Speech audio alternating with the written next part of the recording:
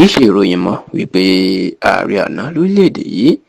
tó ṣe ààrẹ ológun láàrin ọjọ́ tó gbẹ̀yìn ọdún 1983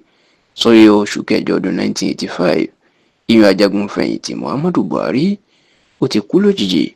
ní ẹni ọdún méjìléníọgọ́rin sí ilé ìwòsàn kan ní ìlú London lórílẹ̀‐èdè United Kingdom. ṣùgbọ́n tó jẹ́ wípé lásìkò yìí nǹkan tí àwọn òwòye òṣèlú tó ti ń sọ àti àríyànjiyàn tó ti ń wáyé ó ní pé ta ni ikú Buhari ta ni yóò pè fún nínú àwọn olóṣèlú èèyàn pé ṣe Tinubu ìníkú ẹ̀ ni yóò jẹ́ nǹkan ayọ̀ àti ìfọ̀kànbalẹ̀ àti ìdùnnú fún ni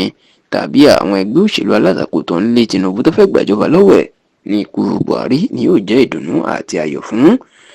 ṣé ẹ mọ̀ pé àwọn àgbà ti lọ wọ́n ti bọ̀ wọ́n ní tiribitire ìnìyẹn adá ilé ayé ìlú gángan sì lọ́rọ̀ ilé ayé bó bá kọ wájú sẹ́nìkan ẹ̀yìn ló máa kọ sẹ́lòmíì. eléyìí gan-an inú fi jẹ́ pé báwọn kan bí wọ́n ṣe máa ń yọ̀ lórí ikú ẹnìkan làwọn kan wọn yóò máa bànújẹ́.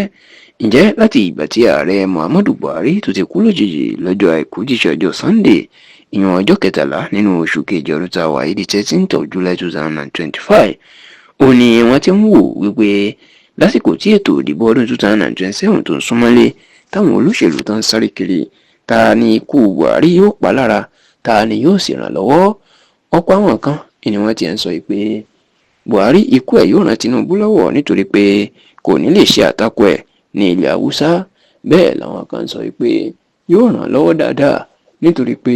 bí Buhari bó bá wà láyé ó lè ṣiṣẹ́ tako Tinubu ṣùgbọ́n ní báyìí Buhari ò lè ṣiṣẹ́ tako Tinubu kò sì sí olóṣèlú kan náà láyé tó wà láyé báyìí tó ní èrò lẹ́yìn ní ilẹ̀ Haúsá tó Buhari tàbí táwọn mẹ̀kúnnù ilẹ̀ Haúsá Fúlàní tí wọ́n fẹ́ràn ẹ̀. ṣá o tẹlifíṣàn Yorùbá Tòótọ́ náà dá sí àfojúwò ọ̀nà àkọ́kọ́ tí ikú Buhari tí yóò fi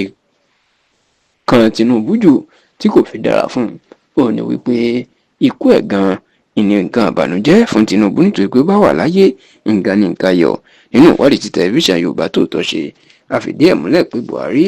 ó ti jẹ́ kó di mímọ̀ pé bí àwọn ọmọlẹ́yìn òun tínú òdù sí Tinubu bó ti wù kí wọ́n fapájáró tó òun ò lè kó òun ẹgbẹ́ òṣèlú APC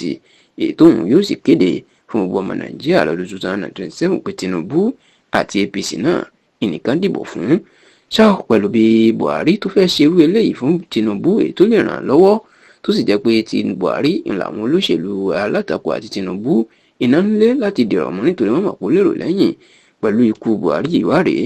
ẹ̀rí pé àdánù ńlá ìní ó jẹ́ fún ààrẹ Bọ́lá Ahmed Tinubu. bẹ́ẹ̀ ló sì tún rí pé lọ́rọ̀ kan tá a bá tún ní kí a fojú mi wò ó ní ti àwọn tó ń sọ pé nǹkan àdùnnú ni wọ́n ní lásìkò tí Buhari tó ń ṣàìsàn kó tó kú àwọn ọmọlẹ́yìn Buhari tó pọ̀ jù nínú wọn ti ń bá Tinubu jà ó sì ṣeéṣe kí Buhari lọ ṣàtìlẹ́yìn fún wọn lọ́dún 2027 ṣùgbọ́n ní báyìí tán ní òsì láyé wọn lè ò lè ṣẹlẹ̀. ṣùgbọ́n pẹ̀lú àlàyé tá a ṣe a rí wípé ikú Buhari òun gan ni ò dára fún Tinubu tó sì lè kó bá sáà kejì tí ó fẹ́ ṣe.